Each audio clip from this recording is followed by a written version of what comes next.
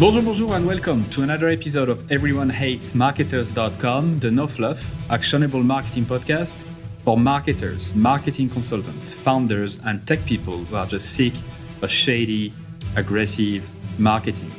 I'm your host, Louis Grenier. In today's episode, you'll learn how to position your business using a narrative storytelling instead of bland, descriptive positioning. My guest today is a strategic messaging and positioning consultant. He helped CEOs align their teams around a strategic story to power sales, power marketing, fundraising, product, and recruiting. So we've talked a lot about positioning on this show, but my guest take today is quite different from what we talked about in the past. His clients include venture-backed companies like Andreessen Horowitz, First Round Capital. He's also led strategic story training at Salesforce, Uber, Square, Intel, General Assembly. As you can see, a lot of very, very big names. So that's why I'm super happy to have you, Andy Raskin, on board. Welcome. Thank you, Louis. Just to make clear, Andreessen Horowitz is not my client, but I have worked with a bunch of teams that they've funded.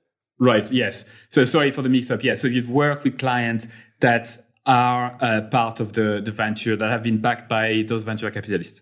Yes. So as I mentioned in the intro, we talked about positioning in the past, right? I interviewed April Dunford about it. I interviewed a few other people about it. I'm just curious to hear your take about how would you define it? First of all, how do you define positioning yourself? It's really about how you're creating urgency in the buyer's mind to change. So the normal way I think we look at positioning is, it's how do we position ourselves against competitors? And in fact, this is really the view. Starting in around the 80s, you see some of the big authors about positioning, namely Rees and Trout, who wrote the kind of seminal book on positioning, talk a lot about how positioning is basically war. They use this guiding metaphor of war, and that war, and it's a war of you against your competitors, the alternatives. And I think what that has led us to is a place where, marketing becomes essentially claim spouting, like, why are we the best? And what I've found is that, the teams that are really winning, the ones who are creating categories, who are leading categories, are doing something different.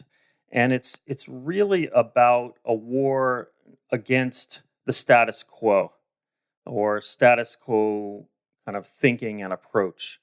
And so I really see positioning first and foremost not as a how are we different from them, our competitors, but how is the game you have to play different from the game you used to have to play. Right.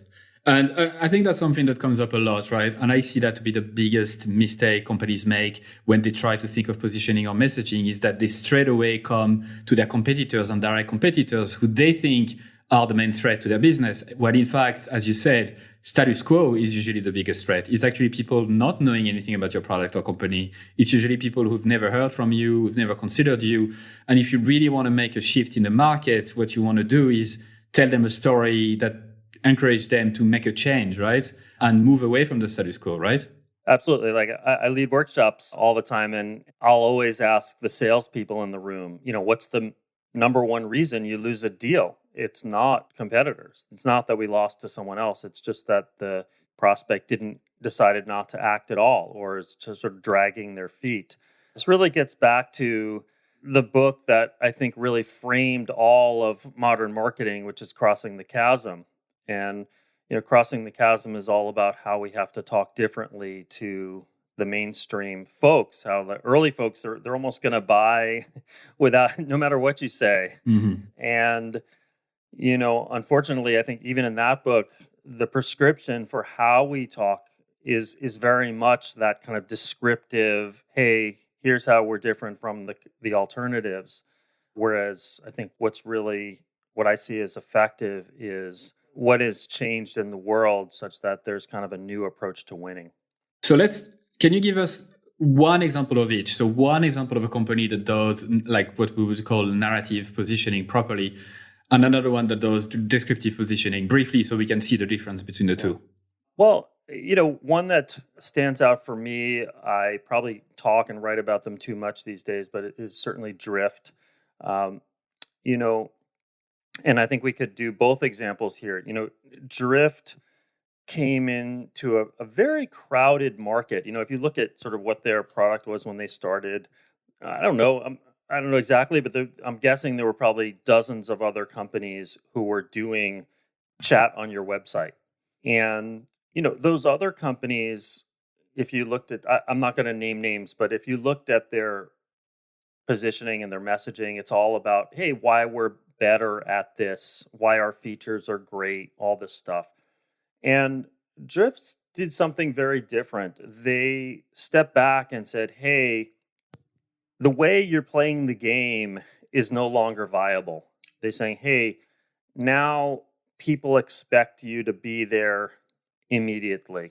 Now they expect a conversation type interface rather than a fill out a form and wait interface. And so they structured the whole thing from a kind of change on the demand side in what people are expecting, and very specific about it. Not just, hey, things are changing, expectations are changing, but very specifically about how.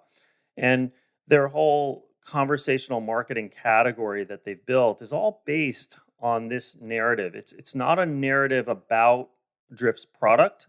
I'm sure that they certainly have a lot of stuff where they're touting their product. I'm not saying that that's not part of it, but the overall framing is not that. The overall framing is this what I call the new game, that conversational marketing is the way to win.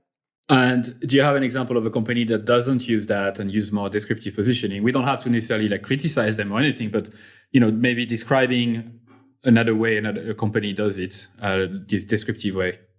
I'm not thinking of one offhand, and I think I would feel uncomfortable kind of calling somebody out.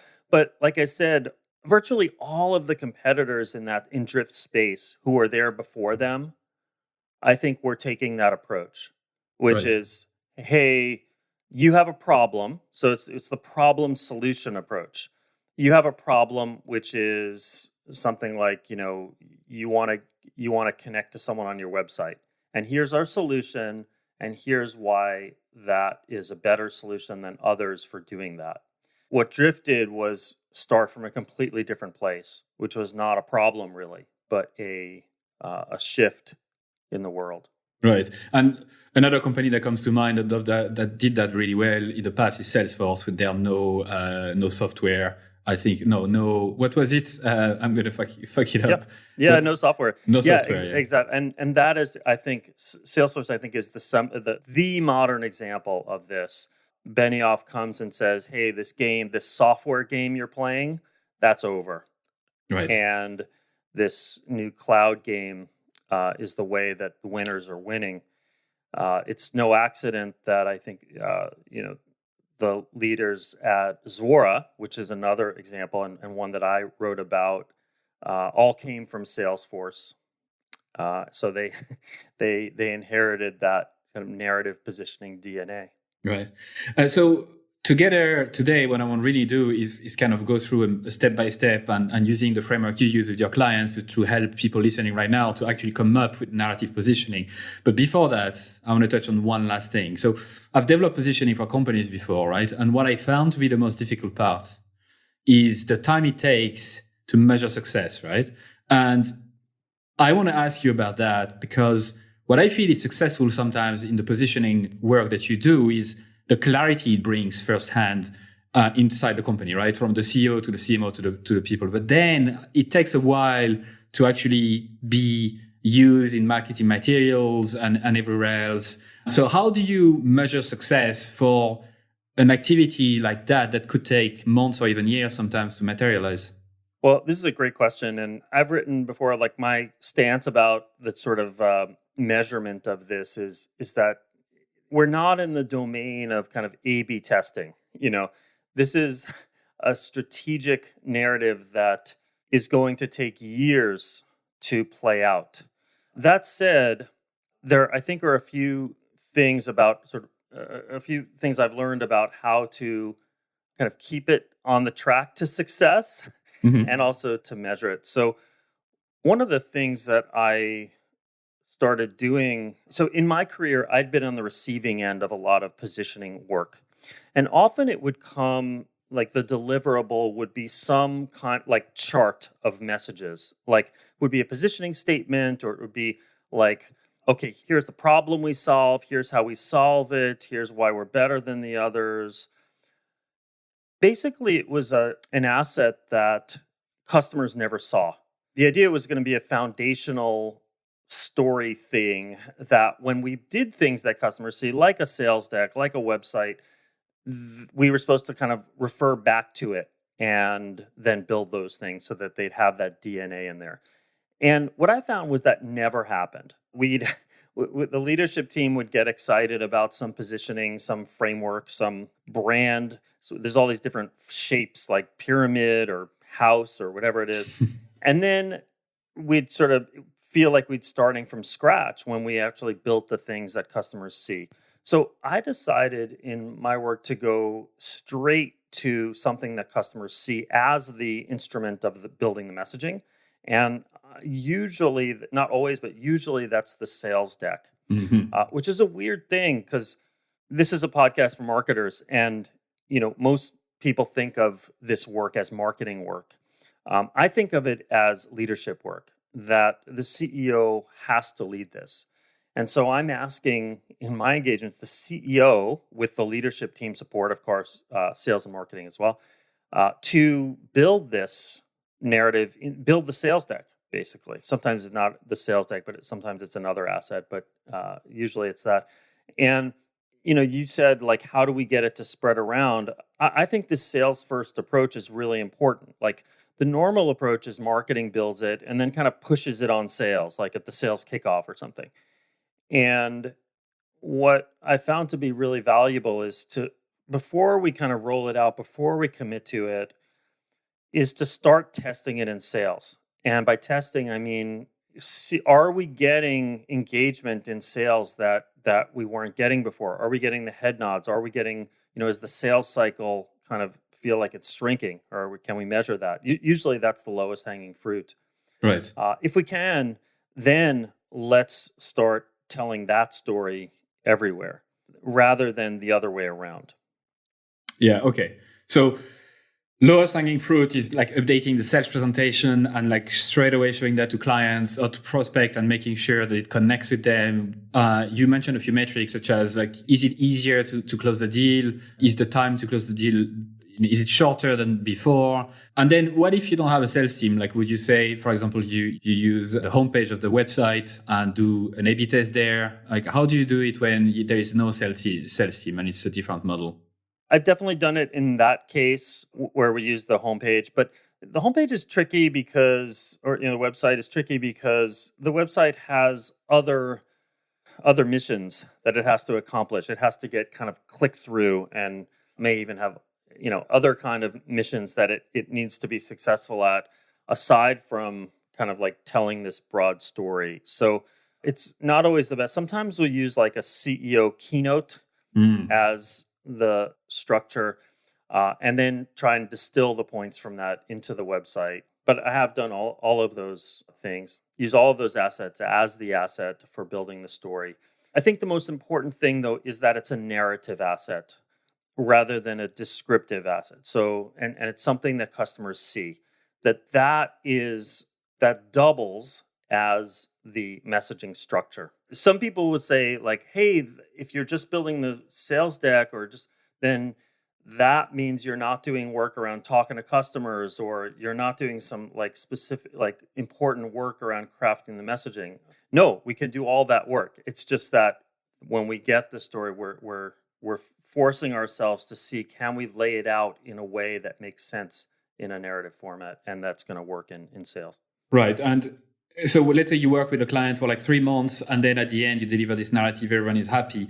How do you know you've been successful? Like, is there one metric where I've been successful? Is it the qualitative metric whereby everyone is behind this narrative?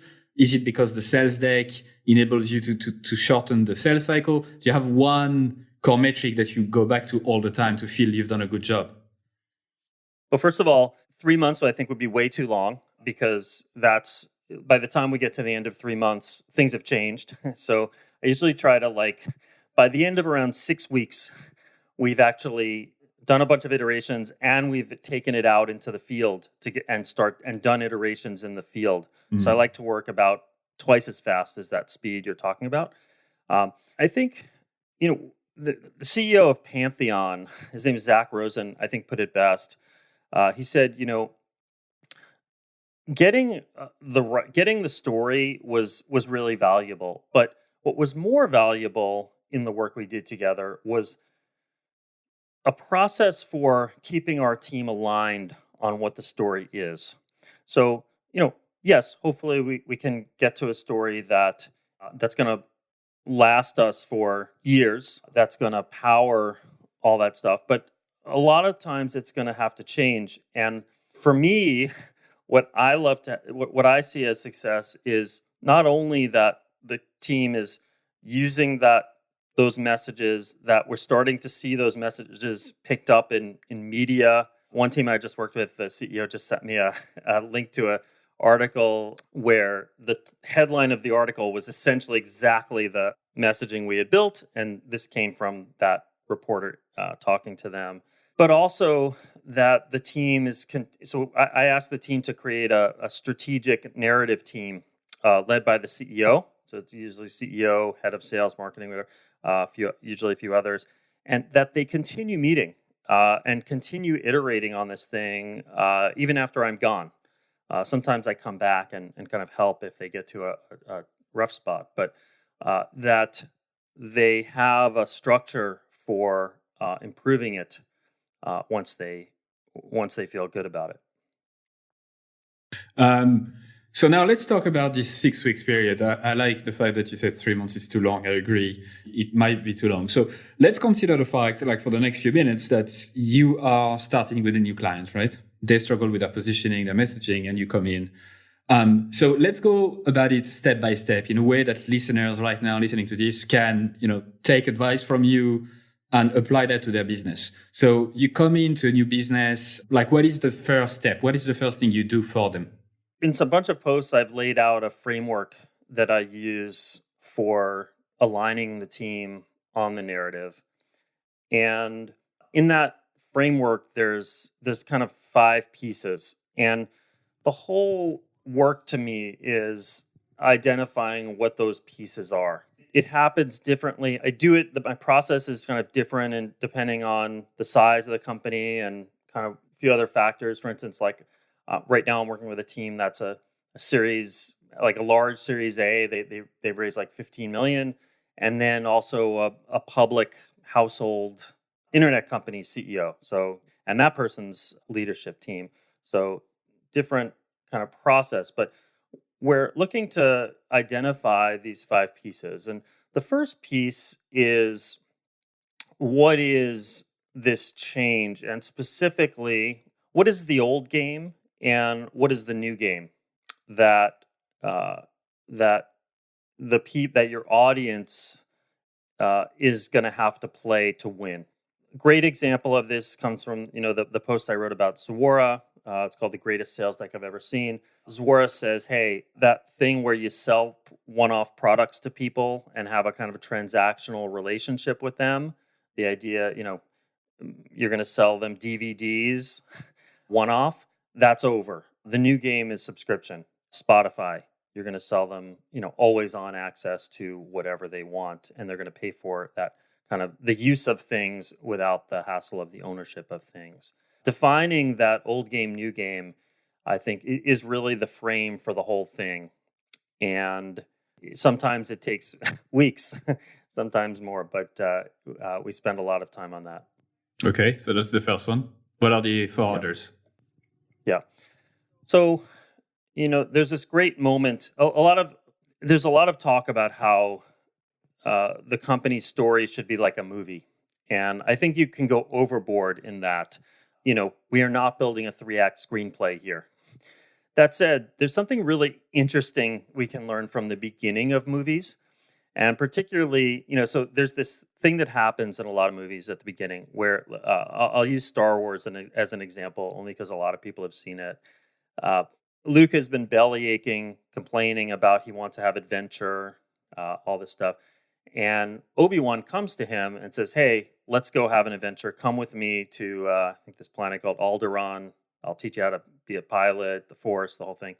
And what does Luke say? Luke says, "Ooh, you know what? It's getting late. I have to go home."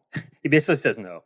And in workshops, I always say, "Who does this remind you of?" And of course, everyone, especially salespeople, will raise their hand and say, "Oh, the reluctant buyer."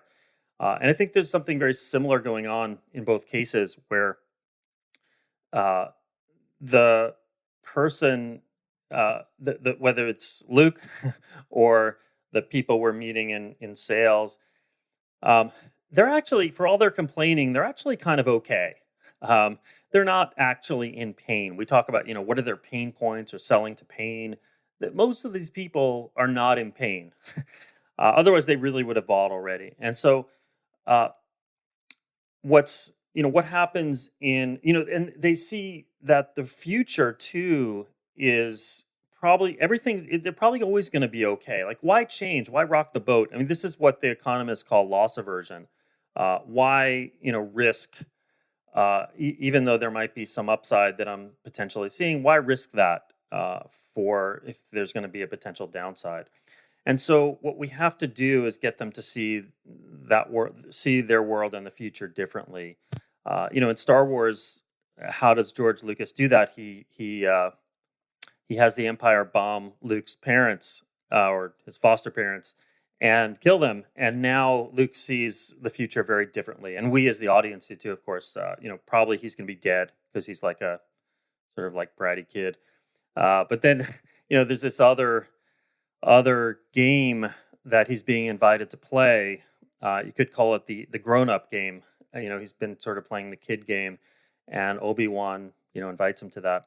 So what do we have to do? We have to kill the parents of the prospects, and of course, figuratively, what do we mean by that? Is we have to show them that there are indeed stakes, that this new game is the one that the winners are playing, and that not playing it and not playing it well is a road to ruin that you're going to lose. Right. So it's about urgency, right? It's really about defining the game, the old game versus the new game, and then giving reasons to shake your boat and like actually seek discomfort or actually changing the status quo, giving reasons enough to actually do something to challenge the status quo. Yeah. There's a great, FOMO element here. It's not always possible, but one of the things we like to do is show, hey, look at all the people, look at all the companies or people who are winning. And, for in Zuora's case, they say, hey, look at all the new companies that are, thriving and disrupting and creating the value. They're all, subscription or, what they call usership companies versus ownership. They're selling you the services rather than the asset ownership. Right. Look at the companies who are not doing that. Oh, they're going out of business. So they're getting disrupted. So, it really is, in a way, a kind of life and death portrayal. We don't have to always be that extreme, but as close as we can get without it feeling with it still feeling credible. And here we are naturally leveraging a few psychological principles about the way we are built internally, right? The urgency, the as you said, the storytelling elements. There's a lot there that is really rooted in people's psychology and behavior, right? Absolutely, and if you just do the sort of problem solution, what's the problem? Here's our solution. You miss out on all that. You only get that for the people who kind of very, very directly experience the problem.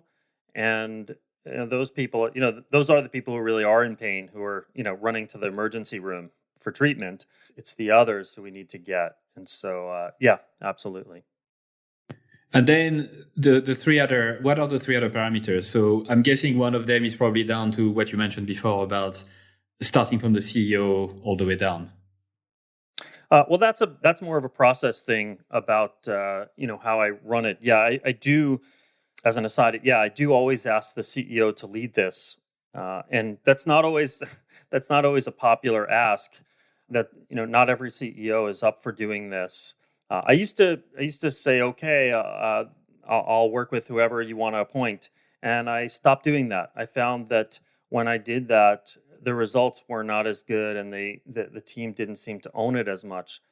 And when it went really well, the CEO was sort of like really running it and really taking it on.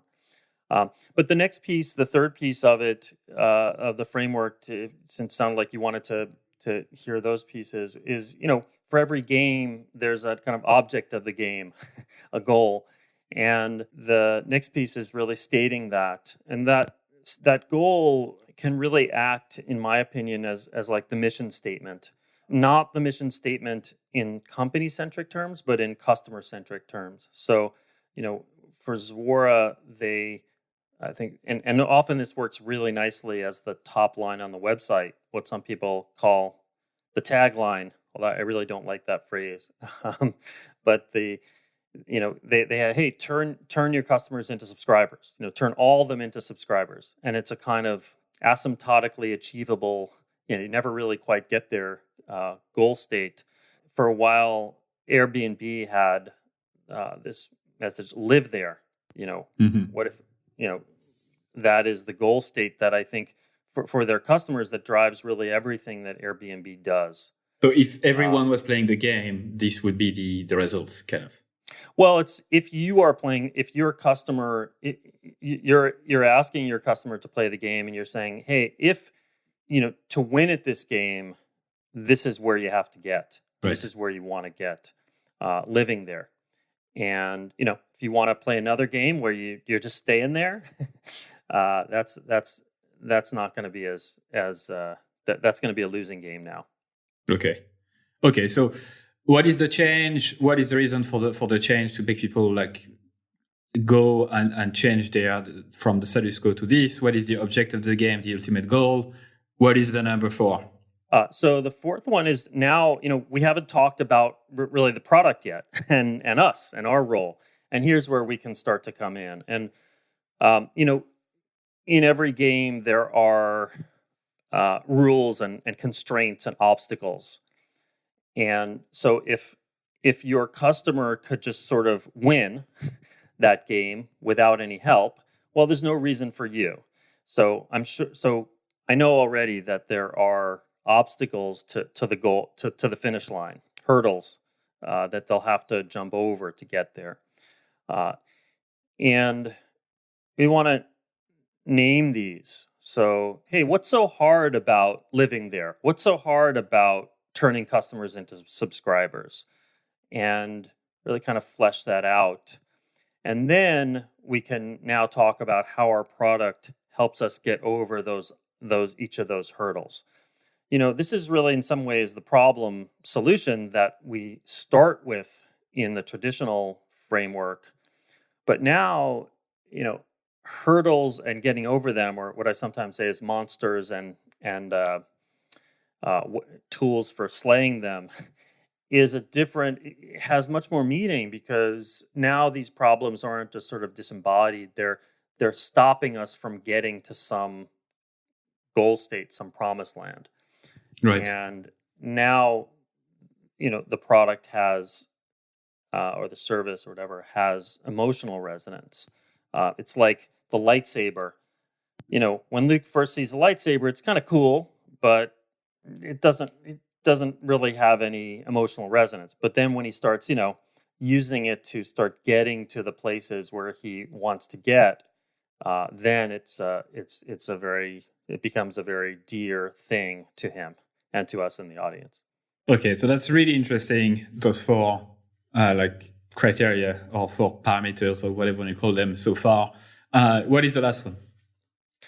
Last one is just simply proof. So even if we've laid out those other 4 really well, we're still going to have skepticism, and hopefully we do, because this object of the game that we're talking about, what I sometimes call this promised land, is it should be really desirable, obviously, but also should be really hard to reach. There should be like, really, I'm going to live there. You can imagine people thinking that back when they first started hearing about that game. Really, somebody's going to come pick me up. I'm gonna just tap a button. I'm gonna get a ride from somebody who doesn't have a taxi license, and that's all going to work out. Still some fear, I think, about that obstacle. So we need to show stories, customer success stories of people who have won the game, or at least are on their way to winning. Right. And so this is the people who will talk about how we've helped them, play that new game. So thanks for going through that with me. So to summarize, what is the old game? What is the new game? What are the reasons to act now? What is the ultimate goal of this game? What is the object of the game, as you mentioned? What are the hurdles and obstacles, and how does your product help you overcome those? And finally, what's the proof, right? So that's kind of your system. That's your checklist that you like to tick with every client. Yep, pretty much. Yep. So now let's go back to this exercise, right? You mentioned that you do work with different type of clients and whatever, but for the purpose of this exercise, let's try to pick a typical client, like the typical size of company or status or nature of the company, where you can actually, give me a process or some sort of pointers that show this is how I go about it. I'm pretty sure you have some similarities between clients that you can flesh out in this podcast. So if you go back to the first step that you would take, is it to meet the CEO and the leadership? Is it to straight away talk to customers? Is it to talk to sales? How do you go about fleshing out those 5 items you just explained there? Yeah. So I'm always kind of polishing this process, and it really does change quite a bit as I learn new stuff. Some things that I'd say are, I'll try to pick out the things that are common. So one of the things is I like to start with the leadership team as a group and hear from them. What are the pieces of this story? What is this old game, new game? What is what are all these different pieces that we're talking about? And you can imagine that in a group, once you get a certain number of people, we come out of this with a lot of notes, like a lot of board notes. Even if there's alignment on kind of the general idea, people have different words for expressing things, or different words will mean different things to different people. So we come out with a lot of ideas. And then the next thing I like to do is work with the CEO. The 2 things next. One is to work with the CEO on narrowing all this down to a draft flow, usually of the sales deck. And at the same time, I ask the team to start asking essentially the same questions, those 5 pieces, or the 4 ones, because the 5th one is really about customer stories, is start having them ask those to customers and seeing what they say, because often the customers will give us literally the exact words that we want to use, and at a minimum they'll kind of give us some validation of what we were thinking about. I'll give you an example. So there's a team called Boutrick in San Francisco that they help other teams do customer survey and like NPS type surveys, like from within their apps.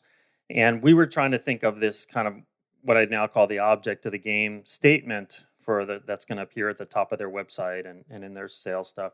And we couldn't think of one that didn't seem really trite, like retain your customers or something. And so we were interviewing one of their customers, and just before the interview, we looked at his LinkedIn profile, and his bio line said, "My mission is to win customers for life." And that win customers for life basically became that object of the game statement. And it does totally fit into that whole change around subscription relationships, that now, instead of selling someone, a car, you actually are selling them a relationship. If subscriptions, as they start to take on a relationship for their entire life, about car ownership or car services, right? Right. So we work on that, and then we get all that stuff, and I work with the CEO to kind of take all this information and boil it down to a draft, and then I have the CEO present that draft to the team. This is usually like a week after that first session, and the team gets to sort of see it for the first time and say what's working and not working. And by the way, this is always the low point of every engagement I do, because everyone had all these amazing ideas, and now we've thrown out 98% of them by necessity to get to something clean. And there's a lot of feelings about that. And the good news is the team is always right. Not about every little single thing, but the thrust of their requests for kind of a course correction always makes it a lot better.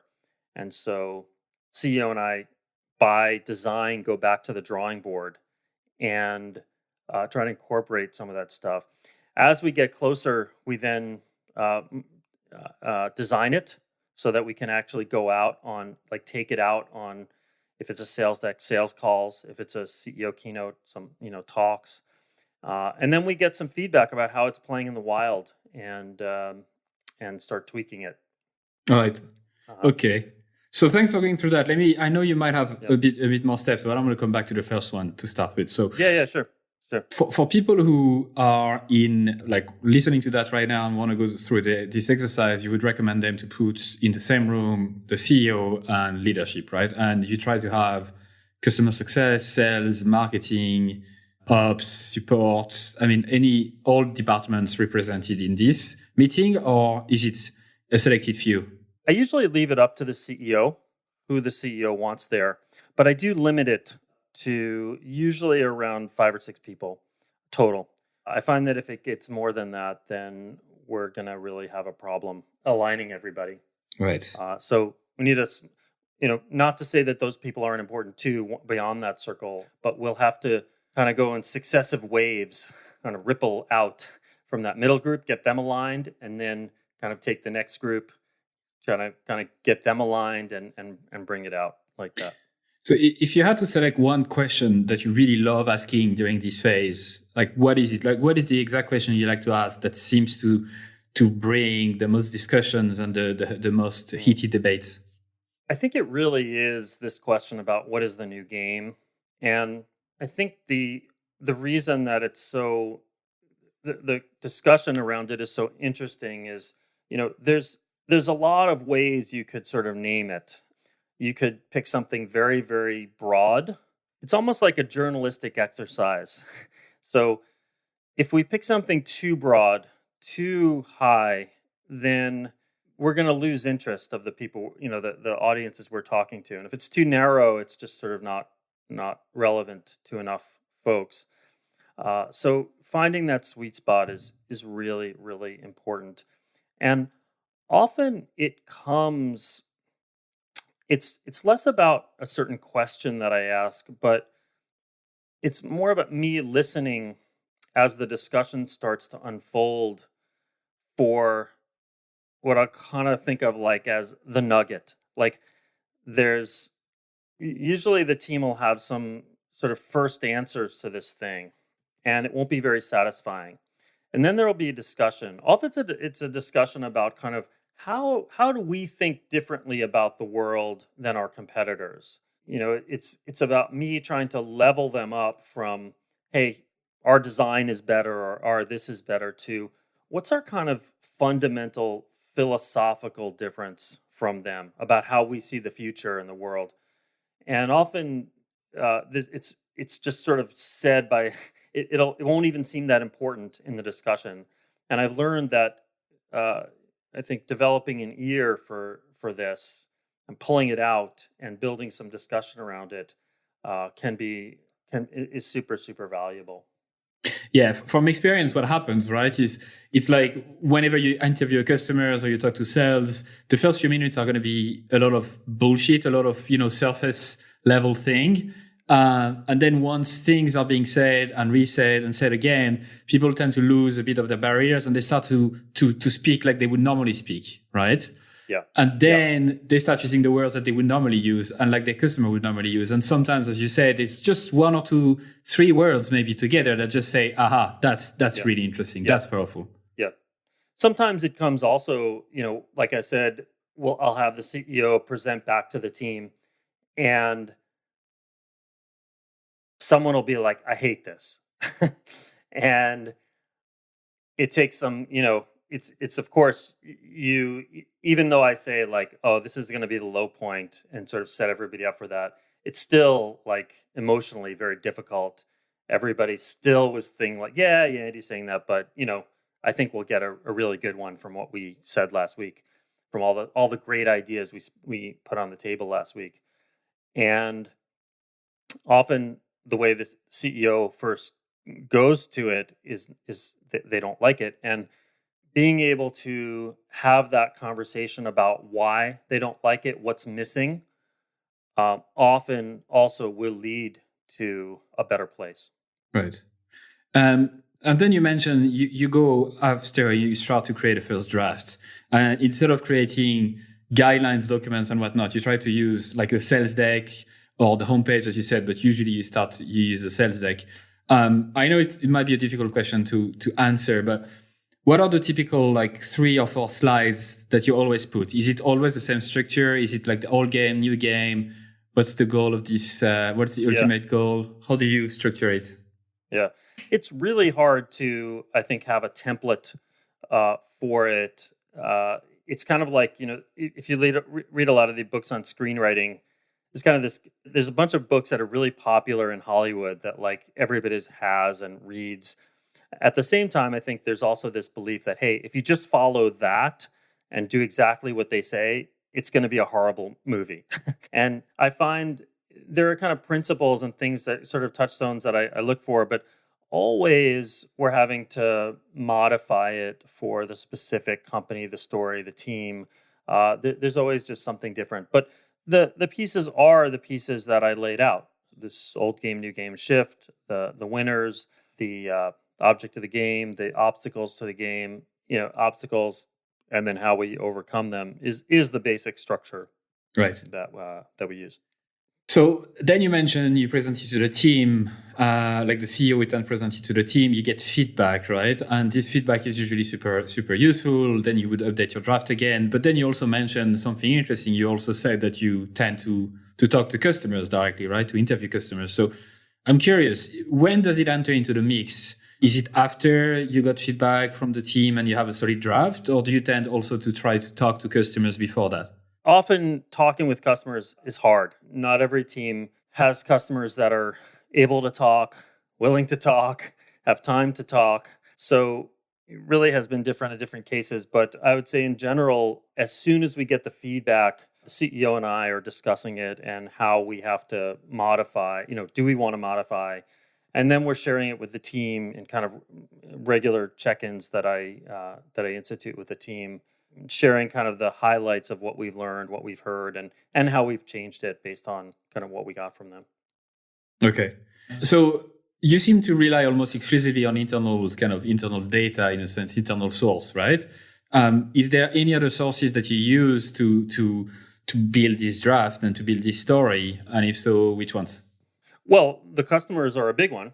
Customers are not an internal source. They're a big input, and maybe the most important input into where this is going. But yeah, very often there may be analyst stuff that the team brings to it. There may be analyst calls as we're taking it out. So when we're taking it out, the important thing is like, let's get something and then bring it out and see like, how is that playing? And so there's many different audiences that we can start gathering input from and start making a call as a group. Does this mean, if an analyst says this, does this mean we change our whole story? Or do we just consider that analyst one data point and we're going to stick with it? And, a lot of decisions to be made there. Yeah, what I like very much about your approach is the speed at which you tend to put a draft out there and get feedback, right? I think that's critically important. It could take years sometimes for companies to settle on positioning, and as you said, things move so quickly that it might be a massive mistake, and it is a massive mistake, right? One last question that I know you get asked a lot, right, is about what if I have three different type of customers that are quite different from one another? Should I change and have one positioning for each? What do you say to that? You're hitting on the general form of this question is, hey, we have different audiences we have to speak to. Those audiences might be different verticals, they might be different personas like seniorities or roles within a company, especially in B2B world. And you really have two choices. You can create an individual story for each of these audiences. The problem with that is you kind of become very schizophrenic Mm-hmm. and you don't really have any identity. And, it's like, hey, tell me who you are, and then I'll tell you who I am. And so you're you're kind of relying on that. It's also a lot to remember for your team. Like, oh, what do I tell this person? The other approach is to find some way to start with a common story that you kind of tailor out for the different audiences. I think this is really one of the huge strengths of this narrative approach. I mean, the narrative about, subscription economy or whatever this new game is not a role specific story. It is a story that is playing out and affecting each of the industries and roles and personas and audiences that you're talking to, if we've designed it properly. And so I actually wrote a post about this, answering this exact question. It's called Tailoring Your Pitch for Multiple Audiences. And the approach is to start with that change and then for each of the audiences, talk about how it's playing out for them. So Zuora does this really well. They say, hey, we're in subscription economy. Hey, what does that mean? In music, it means we've shifted from DVDs to, Spotify. Right. In autos, it means this. So there's an industry vertical tailoring that goes on. And then there's a role tailoring. So I saw the slides they did for a big conference where they had like one audience or session was for VPs of product. One session was for, say, CIOs. And so they'll say, hey, subscription economy, VP of product, in this world, your role changes from, hey, you used to be in the old world of transactions, you were like a feature manager, and now you're a relationship builder. And they would kind of do this from to of your role and how the game shifts for you personally, for this audience personally, based on the high level, new game that everyone is having to play. That approach, I think, has been really successful for the teams that I've worked with, and it's nice to also, if especially if you go on a sales call, you might have a mixed audience of people in different personas or Right. different industries. Then you can even have a slide where you're calling out kind of how this new game changes the game for the specific personas, and kind of, that creates a discussion around that. So, Andy, thanks so much for going through your process in detail. To summarize it briefly, as you said, the 5 things you want is what is the change, what is the old game, what is the new one, what is the urgency, why should people take action to actually challenge which is specifically about winners and losers. Right. How is this creating winners and losers? Mm-hmm. Urgency, what makes people challenge their status quo to take action. What is the object of the game, like the end goal? What are the obstacles and how does your product overcome them? And then what is the proof, right? So I always ask a few questions before the end of the podcast. And the first one being, what do you think marketers should learn today that will help them in the next 10 years, 20 years, 50 years?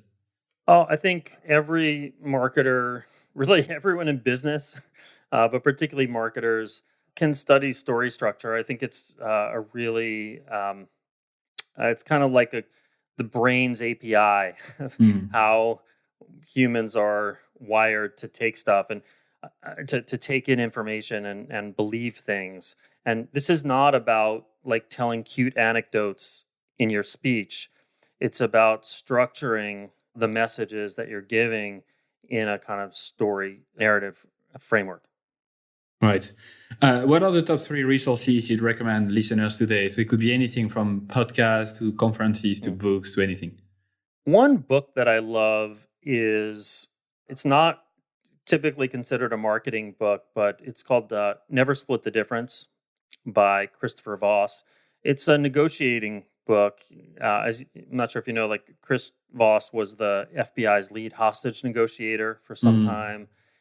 And he talks about an approach to negotiation where he's not using the same words like narrative positioning, but he's essentially doing that. Right. He's talking about how basically in all of his negotiations, and he's successful virtually every time in negotiating the safe release of hostages, is all about telling the captor's story back to them and getting acknowledgement from the captor that we've got it, and that usually that comes in the form of what he calls "that's right." So instead of getting to yes, getting to "that's right," getting to and if we can get to "that's right," then we're building trust. This is really the whole idea behind narrative positioning. Is instead of aiming for yes, you are the best, we're aiming for "that's right." You understand my story, and if we can get to there, then there's this other thing that happens, I think, where people just assume you must have the best product or you'll be the best person to go with. I think that reminds me. That reminds me. Sorry to cut you, but it reminds me quickly of this. I think it's in Japanese camps during Second World War, where they were using very, very similar tactic to indoctrinate Americans by making them say that's admit a small fault in America's politics. And saying that, yeah, that's right. And then they move on to something bigger and bigger. And then after 5 years, they write propaganda for Japan without being asked. That's it. Well, hopefully we're not doing this coercively. Where right. The whole point of the that's right when we really get and it's valuable is that it's a signal that kind of on their own accord, without being put in any kind of coercive situation, they've said, hey, yes, you really understand me. Right. So what are the 2 other resources you'd recommend? If you're interested in story structure, 2 things I can recommend. One is just any book on screenwriting. There are a bunch of really good ones. Story by Robert McKee is kind of the classic one. Not written for marketers, but a lot of the echoes of what I'm talking about and the origins of it really are there. And then also, I think America's treasure storyteller, our most treasured asset in this world is Ira Glass, who's the producer of This American Life radio show and podcast. And Ira he published what he called his manifesto on how to structure a story. And what's interesting there too is a lot of it really is about stakes. What we talked about in the second point of the 5 that I mentioned around, he hears a lot of story ideas that kind of sound good, but aren't going to work because they haven't laid out the stakes. As you said, the why does it matter? What's the winning? What's the losing? And why do we care? So I think those 3 nice. are what I'd recommend. Really good recommendations, especially for those are not marketing books, and I appreciate those type of resources because usually they lead to a lot of insights. So Andy, once again, thank you so much for your time. Thanks for going through your process with me, for being patient about all the steps you're taking with your clients, and for sharing that many examples. Where can listeners connect with you and learn more from you? Best place is on LinkedIn. You can just reach out on LinkedIn and connect. That's always a really good place. That's where I do a lot of writing about this stuff, post articles. And also my website is andyraskin.com. Awesome. Once again, Andy, thanks so much. Great talking with you, Louis. That's it for another episode of EveryoneHatesMarketers.com. And this is the moment where I tell you to subscribe to our email list. So before you leave and go to another podcast or listen to another episode, I don't treat email list the way people usually treat their email list. I really treat that as a one-to-one conversation. So I'm going to send you very short and personal emails every 2 weeks, I would say. I'll inform you of guests in advance. I'll share with you my numbers and how many listens we get, and I'll also ask you for your feedback in terms of the questions we can ask future guests, and perhaps I can also have you on the show someday. So don't be afraid to subscribe. I'm not going to spam you, and you can always unsubscribe for sure if you wish. The second thing we need from you is your harsh and honest feedback. We know that this show is not perfect yet, and we always can improve. So you can send us your email at feedback@everyonehatesmarketers.com. Good or bad, please feel free to send me an email. And the last thing I'd like from you is that if you did like the episode, please share it to your friends, your colleagues, or whoever might like it. And also please review it on iTunes or another service that you might use to listen to your podcast. Because if you leave us a 5-star review, it means that more people will be likely to listen and we can spread the word quicker. So thank you so much once again, and au revoir.